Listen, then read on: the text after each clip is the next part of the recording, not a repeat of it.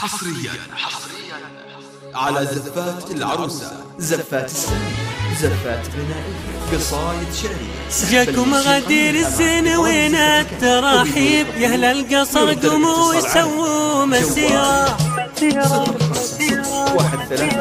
جاكم غدير الزين التراحيب، يا اهل القصر قوموا وسووا مسيرة. وشوا لها بالورد والعود والطيب، خلوا شذا الريحان يصل عبيرة. جاكم غدير الزين التراحيب، يا اهل القصر قوموا وسووا مسيرة. يا اهل القصر قوموا وسووا مسيرة.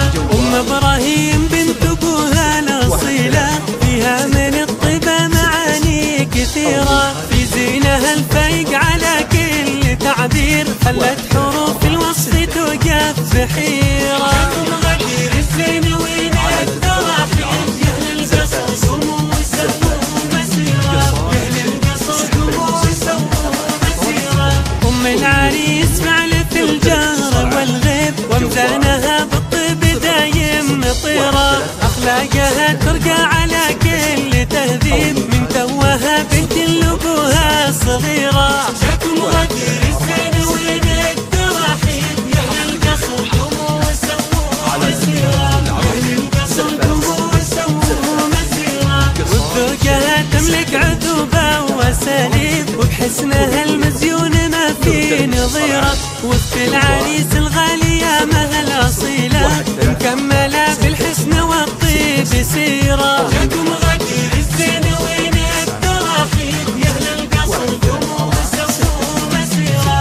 يا اهل القصر قوموا وسووا مسيرة. هذا ابو حسن وفي المواجب، ما قصرت يمناه في عون غيره. وابنه وليد العريس الغالي الزين، سيدي درايل الذي يستشيره. جاكم غدير الزين وين التراحيب، يا اهل القصر قوموا وسووا مسيرة.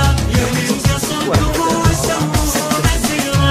في ام ابراهيم قلت بالوصف تقريب، شمس حوى الطيبة وكرم مستنيرة. من كثر ما فيها من الجود والطيب، في مدحها تعجز شطور القصيرة. جاكم غدير الزين وين التراحيب، يا اهل القصر قوموا وسووا مسيرة.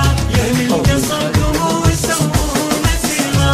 من قلت اقول الصدق ما هي اكاذيب، واترك شهود الكل عين بصيرة. قبيلة اللقمان يفخر بها الناس، الكل رجال سود عز غيرة. جاكم غدير الزين وين التراحيب، يا اهل القصر قوموا وسووا مسيرة. يا اهل القصر قوموا وسووا مسيرة. أو من خارج المملكة 00966 50 134 6866.